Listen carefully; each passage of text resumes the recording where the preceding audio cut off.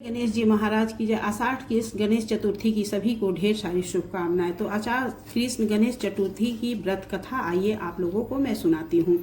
पार्वती जी ने गणेश जी से पूछा कि हे वत्स, आषाढ़ की इस चतुर्थी बहुत ही शुभदायिनी कही गई है, आप उसका विधान बतलाइए। इस मास के गणेश जी का क्या नाम है और उनकी पूजा किस प्रकार करनी चाहिए। गणेश जी ने उत्तर दिया कि हे माता, पूर्व काल में इसी प्रश्न को युधिष्ठिर ने पूछा था और उन्होंने भगवान श्री कृष्ण जो उत्तर दिया था मैं उसको बतला रहा हूँ, आप सुनिए। श्री कृष्ण ने कहा कि हे राजन, गणेश जी की प्रतिकारक विध विनाशक पुराण इतिहास में वर्णित कथा को कह रहा हूँ, आप सुनिए। हे कुंती पुत्र, आषाढ़ की चतुर्थी के गणेश जी का नाम लंबोदर है, उनका पूजन पूर्ण विधि से करे। हे महाराज, द्वापर युग में महिष्मती नगरी का महीजीत नामक राजा था। वह बड़ा ही पुण्यशील और प्रतापी राजा था। अपनी प्रजाओं का पालन पुत्रवत करता था, किंतु संतान विहीन होने के कारण उसे राजमहल का वैभव अच्छा नहीं लगता था।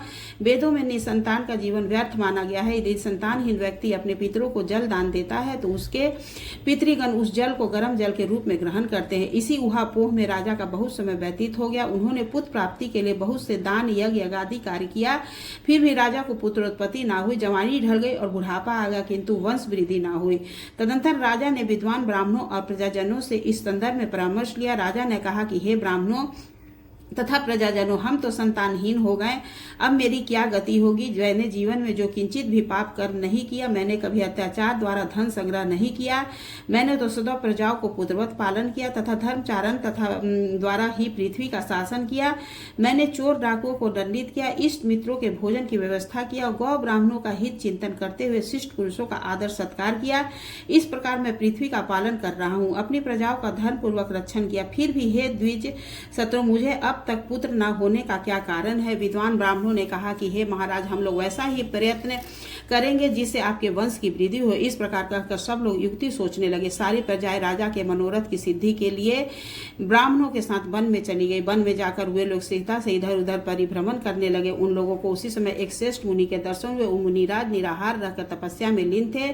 ब्रह्मा जी के समान वे आत्मजित क्रोधित तथा सनातन पुरुष थे। संपूर्ण वेद विशारद, दीर्घायु, अनंत एवं अनेक ब्रह्म ज्ञान संपन्न हुए महात्मा थे। उनका निर्मल नाम लोमस ऋषि था। प्रत्येक कल्पांत में उनके एक एक रोम पतित होते थे, इसीलिए उनका नाम लोमस ऋषि पड़ गया। ऐसे त्रिकालदर्शी महर्षि लोमस का उन लोगों ने दर्शन किया।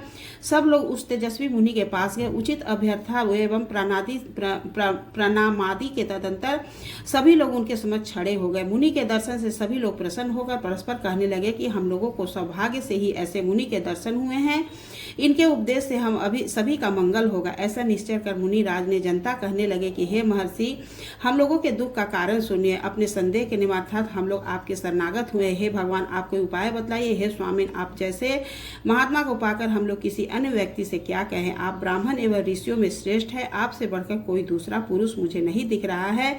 महर्षि लोमस ने पूछा, सज्जनों, आप लोग यहाँ किस अभिप्राय से आए हैं, मुझे आपका क्या प्रयोजन है। स्पष्ट रूप से कही, मैं आपके सभी संदेहों का निवारण करूंगा।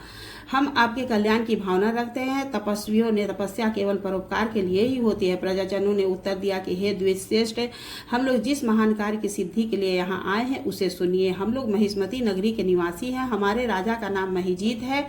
वह राजा ब्राह्मणों का रक्षक, धर्मात्मा, दानवीर, सूरवीर एवं मधुरभाषी है। उस राजा ने हम लोगों का पालन पोषण किया, परंतु ऐसे राजा को आज तक संतान की प्राप्ति नहीं हुई। हे भगवान, माता पिता तो केवल जन्मदाता ही होते हैं, किंतु राजा की वास्तव में पोषक एवं संवर्धक होता है। उसी राजा के निमित्त हम लोग ऐसे गहन वन में आए हैं। हे महर्षि, आप कोई ऐसी युक्ति बतलाइए जिससे राजा को संतान की प्राप्ति हो, क्योंकि ऐसे गुणवान राजा को कोई पुत्र न हो, यह बड़े दुर्भाग्य की बात है। हम लोग परस्पर विचार विमर्श करके इस वन में आए हैं। उनके सौभाग्य से ही यहाँ हम लोगों ने आपका दर्शन लाभ किया। हे मुनीश्वर, किस व्रत, दान, पूजन, दर्शन आदि कर्म का अनुष्ठान करने से राजा को पुत्र होगा, आप कृपा करके हम सभी को बतलाए। प्रजाओं की बात सुनकर महर्षि ध्यान मग्न हो राजा के उपकार के लिए कहने लगे। महर्षि लोमस ने कहा कि हे ब्राह्मणों, आप लोग ध्यान पूर्वक सुने। मैं संकटनाशक व्रत को बतला रहा हूँ। वह व्रत निसंतान को संतानदायक एवं निधनों को धनदाता है। आषाढ़ की चतुर्थी को एक दंत गजानन नामक गणेश की पूजा करे। पूर्वक विधि से राजा व्रत करके श्रद्धा युक्त हो ब्राह्मण भोजन करावे